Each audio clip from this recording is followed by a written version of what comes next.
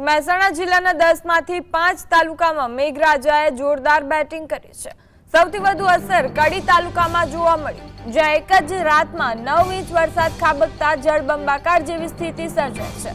કડીના અનેક નીચાણવાળા વિસ્તારોમાં પાણી ભરાઈ જતા જનજીવન પ્રભાવિત બન્યું છે।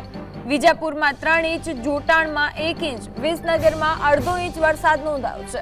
ભારે વરસાદથી અનેક માર્ગો પર પાણી ફરી વળ્યા છે, જ્યારે ખેડૂતોમાં ખુશીનો માહોલ જોવા મળ્યો છે। તંત્ર પરિસ્થિતિ પર નજર રાખી રહ્યું છે અને લોકોને સાવચેતી રાખવા અપીલ કરી રહ્યું છે।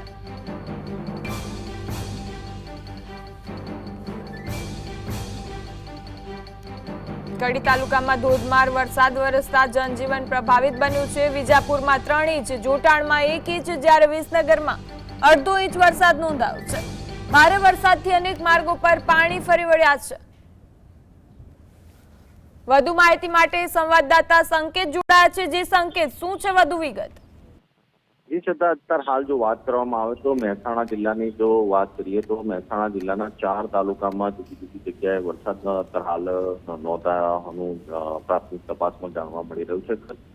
કાળા ડિબાંગ વાદળો વચ્ચે 4 તાલુકામાં વરસાદ ખૂબ વરસ્યો હતો। તેમાં કડી તાલુકામાં એક જ દિવસમાં એમ કહી શકીએ કે 9 ઇંચ કરતા પણ વધુ વરસાદ ખાબકતા ઠેર ઠેર જનજીવન અસ્તવ્યસ્ત થવા ગયું છે। આ જે સમગ્ર બાબત છે તેમાં તંત્રની પહેલી જ વરસાદમાં પુલ ખુલી ગયો હોય તેવી સ્થિતિ ચોક્કસથી સર્જાવા ગઈ છે। અત્યારે હાલ જો વાત કરવામાં આવે તો મહેસાણાના કરણનગર રોડ હોય કે પુલનો વિસ્તાર હોય કે કડી નગરપાલિકાની સામેના રોડ તરફનો વિસ્તાર હોય ત્યાં ઢીચણસમાં પાણી ગરકાવ થવા ગયા છે, જેના કારણે અત્યારે હાલ જે જનજીવન છે તે અસ્તવ્યસ્ત થવા ગયું છે અને તંત્રની ચોક્કસથી પોલ પહેલા જ વરસાદમાં ખુલી હોય તેવી સ્થિતિ કડીમાં જોવા મળી રહી છે। જી આભાર સંકેત સમગ્ર માહિતી બદલ।